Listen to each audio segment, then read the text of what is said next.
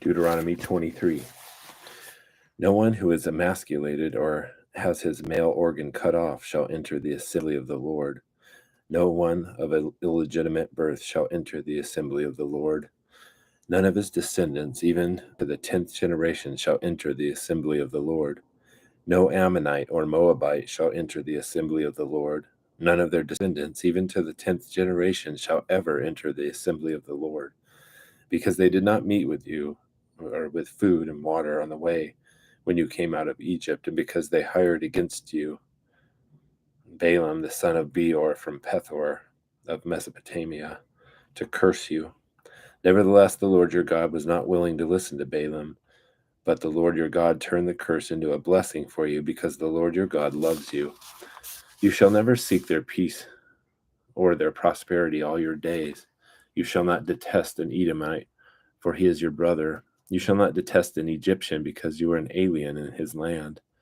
The sons of the third generation who are born to them may enter the assembly of the Lord. When you go out as an army against your enemies, then you shall keep yourself from every evil thing. If there is among you any man who is unclean because of a nocturnal emission, then he must go outside the camp. He may not re-enter the camp.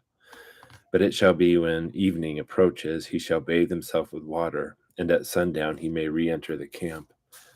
You shall also have a place outside the camp, and go out there.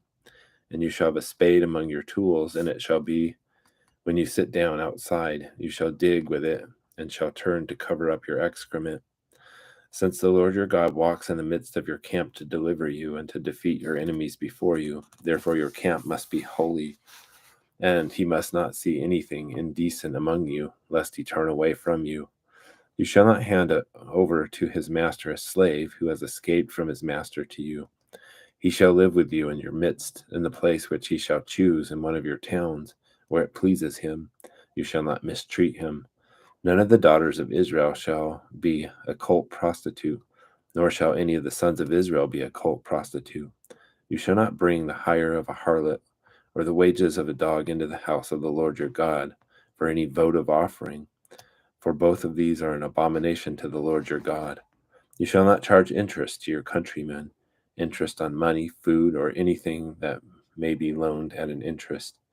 You may charge interest to a foreigner, but to your countrymen you shall not charge interest, so that the Lord your God may bless you in all that you undertake in the land which you are about to enter to possess.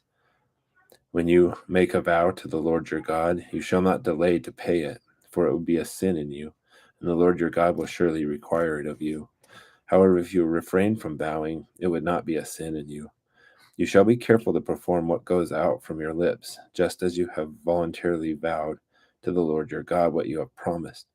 When you enter your neighbor's vineyard, then you may eat grapes until you are fully satisfied, but you shall not put any in your basket.